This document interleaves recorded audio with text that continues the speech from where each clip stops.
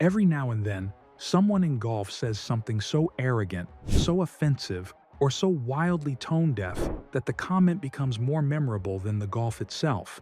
From Bryson's overconfident claim about Augusta National, to Greg Norman trying to explain away one of LIV Golf's darkest controversies.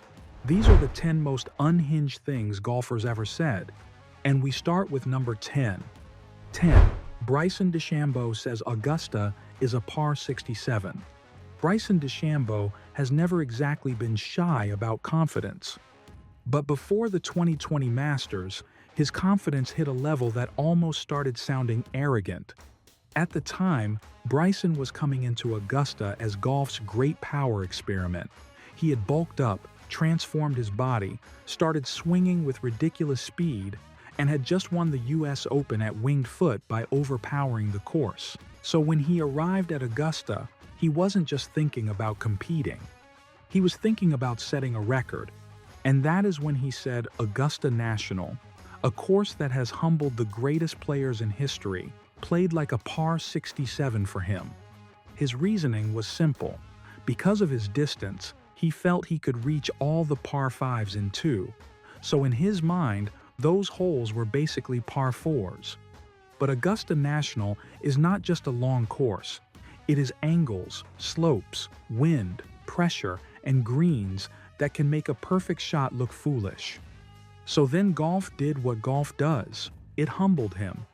Instead of turning Augusta into his personal playground, Bryson finished the 2020 Masters at 2 under par, tied for 34th. Even Bryson later laughed at it. At the 2021 Masters, when asked about that comment, he said, "Clearly the par was 74 for me last year." He also admitted Augusta can turn on you real quick when you least expect it. But needless to say, that comment followed him for years, partly because it sounded like arrogance, and partly because fans love nothing more than watching confidence turn into a meme. And from a quote that was arrogant, we moved to one that was just plain outdated. 9. Peter Alliss and the new kitchen comment. Peter Alliss was one of golf's most familiar voices for decades. He had that old-school broadcaster style that made golf feel warm and traditional. But during the 2015 Open Championship, that old-school style crossed into something that sounded like it had been pulled from a completely different era. Zach Johnson was in the middle of an intense finish at St. Andrews. This was one of the biggest moments of his career. He was chasing the claret jug, and every putt mattered. Then the camera cut to his wife, Kim Johnson, watching anxiously. And Alliss joked that she was probably thinking, if this putt goes in, she gets a new kitchen. That was the line. A major championship was hanging in the balance. A player's wife was watching one of the most emotional moments of his career, and somehow, the broadcast turned it into a sexist joke. The backlash came quickly. Many viewers saw it as sexist, dismissive, and painfully out of touch. The BBC apologized, and Alliss later said people had taken it the wrong way. This is obviously not the most vicious comment on this list, but it was the kind of line that made people pause and think, did he really just say that on live television? And while Alliss sounded stuck in the past, the next golfer sounded like he was trying to keep someone else out of the game. 8. Vijay Singh says, Annika Sorenstam doesn't belong. In 2003, Annika Sorenstam was not just a great female golfer, she was one of the most dominant athletes in the world. She had already built an extraordinary LPGA career, and when she accepted an invitation to play at the PGA Tour's Colonial, the moment became historic. She was testing herself against the men, not asking for special treatment or claiming she was better than everyone. She was just stepping into the arena. But Vijay Singh did not see it that way. Ahead of the event, Singh told an Associated Press reporter, "I hope she misses the cut. Why? Because she doesn't belong out here." Then he went even further, saying, "If I'm drawn with her, which I won't be, I won't play." He also said he did not want to be beaten by a woman. These comments landed hard. Because this was not some random fan online. This was Vijay Singh, one of the best players in the world, speaking about a golfer who had earned the right to be respected. He later tried to soften the remark and said it came out wrong, but the damage had already been done. Because there is a huge difference between saying players should qualify through the same system and saying someone doesn't belong. Annika was simply trying to test her game. Vijay made it sound like she was invading the clubhouse. And if that sounded dismissive and sexist, number 7 went even further. 7. Mark Lai dismisses the LPGA and women's sports. Mark Lai was not just chatting privately with friends when he made his comments. He was speaking on Sirius XM PGA Tour Radio, a platform connected directly to the golf world. And during a conversation about the LPGA and women's sports, he said he could not relate to the LPGA anymore. Then he took it even further while talking about women's basketball highlights, saying something along the lines of, "Is there a gun in the house?" because he would shoot himself before watching that. That was a full dismissal of women's sports on his part, and the backlash was immediate. SiriusXM fired him from PGA Tour Radio, and Lai later said he had apologized after the segment. What made the comment so damaging was the platform. Women's golf has spent decades fighting for visibility, coverage, and respect. So hearing someone in golf media speak about women's sports like they were unbearable to watch did not come across as harmless honesty. It came across as dismissive, outdated, and completely unnecessary. And from there, the next radio controversy went even further. 6. Hank Haney's Korean LPGA comments. Hank Haney's comments before the U.S. Women's Open were meant to be a joke, but they ended up exposing exactly how little respect he seemed to have for the field. While discussing who might win, Haney said he would predict a Korean. Then he said he could not name many LPGA players and joked that if he picked someone with the last name Lee, he had a pretty good chance of getting it right. On the surface, he tried to frame it as a prediction. Korean golfers had in fact been extremely successful on the LPGA. But that was not how people took it. They heard a prominent golf instructor reducing an entire field of elite athletes to a stereotype.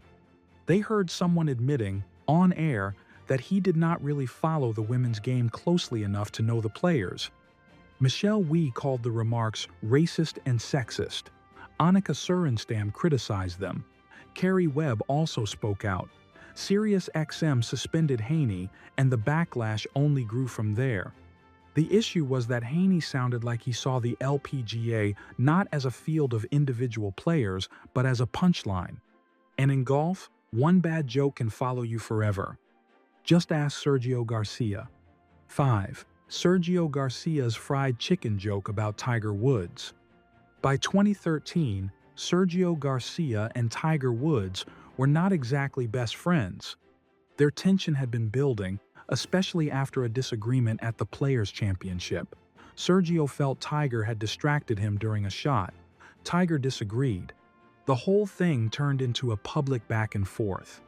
Then, at a European Tour Awards dinner, Sergio was asked whether he would invite Tiger over for dinner during the US Open. And Sergio replied, "We'll have him round every night. We will serve fried chicken." The comment immediately blew up because of the offensive racial stereotype.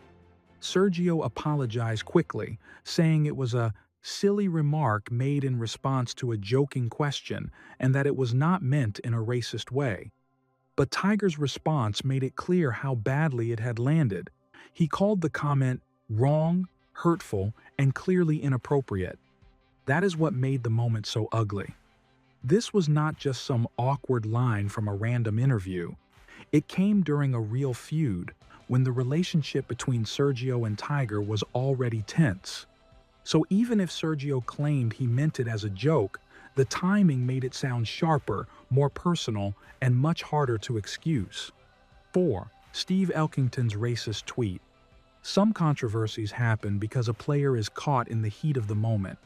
Steve Elkington's was different. He typed it out.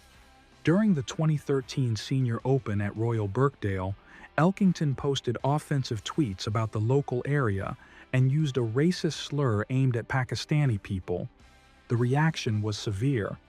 The European Tour called the comments inappropriate and regrettable. Elkington apologized and claimed he did not realize the term would cause offense. But that explanation did not go very far, because by 2013, social media was no longer new. Athletes knew their words could travel instantly, and racial slurs do not need a complicated interpretation. Once they are posted, there is no taking them back. The fallout became so tense that reports said Elkington had a police escort during his opening holes. This ranks high on our list because it was a racist post made by a major champion. And while Elkington's comment was awful, number 3 is one of the most infamous remarks in golf history. 3. Fuzzy Zoeller's comment after Tiger's 1997 Masters win. Tiger Woods winning the 1997 Masters was not just a golf story, it was worldwide news. He was 21 years old. He won by 12 shots. He became the youngest Masters champion ever at the time, and the first black player to win the tournament. It should have been a clean, historic moment. Then Fuzzy Zoeller was asked about Tiger choosing the champion's dinner menu for the next year. And Zoeller said, "Tell him not to serve fried chicken next year, got it?" Then, as he started walking away, he added, "Or collard greens or whatever the hell they serve." That comment became instantly infamous. Zoeller said he was joking. He apologized. Tiger later accepted the apology and said Fuzzy's humor had gone out of bounds. But the comment never disappeared, because it was not just what he said, it was when he said it. Tiger had just changed the sport forever. He had walked into one of golf's most traditional spaces and completely rewritten what the future could look like. And instead of that moment being left untouched, one of the most repeated quotes from the week became a racially loaded joke. That is why this comment still gets mentioned decades later. It attached itself to a historic breakthrough, and it became a permanent stain on Zoeller's legacy. 2. Phil Mickelson's Saudi LIV comments. For years, Phil Mickelson was one of golf's most beloved figures. He was charming, aggressive, entertaining, and unpredictable in a way fans loved. Then came LIV Golf. As the Saudi-backed league began taking shape, Phil was one of the biggest names connected to it, and when his comments to writer Alan Shipnuck became public, the reaction was explosive. In his comment, Phil acknowledged that the Saudis were scary to get involved with. He referenced serious human rights issues and the murder of journalist Jamal Khashoggi. Then came the part that damaged him most. He basically said that, knowing all of that, he was still interested because it was a once-in-a-lifetime opportunity to reshape how the PGA Tour operated. That was the line that changed everything. Because Phil was not denying the moral problem. He was acknowledging it, then explaining why he would still go ahead with it. To many fans, it sounded tone-deaf, and as if Phil had suddenly been replaced by someone willing to use anything as leverage if the deal was big enough. The backlash was massive. Sponsors distanced themselves. Phil apologized and called his comments reckless. He stepped away from public view for a while, and when he returned, the way people saw him had changed. That is why this ranks so high. And yet, even that does not take number 1. Because Greg Norman found a way to make LIV's most sensitive controversy sound even worse. 1. Greg Norman says we all make mistakes. Greg Norman was the public face of LIV Golf. That meant he was not just promoting a new golf league. He was constantly being asked about Saudi Arabia, human rights, money, sports washing, and the murder of journalist Jamal Khashoggi. These were not small questions. They were the central criticism of the entire project. So when Norman was asked about Khashoggi and Saudi Arabia's record, this was a moment that required extreme care. Instead, he said, "Look, we've all made mistakes." That sentence was a disaster, because he was literally responding to questions connected to the killing of a journalist. Obviously, the backlash was immediate. Critics saw the line as shockingly insensitive. There are arrogant comments, there are offensive jokes, there are outdated broadcasts and disastrous tweets. But describing a human rights and murder-related controversy with the words "we all make mistakes" is in a different category. And that is why Greg Norman takes number one.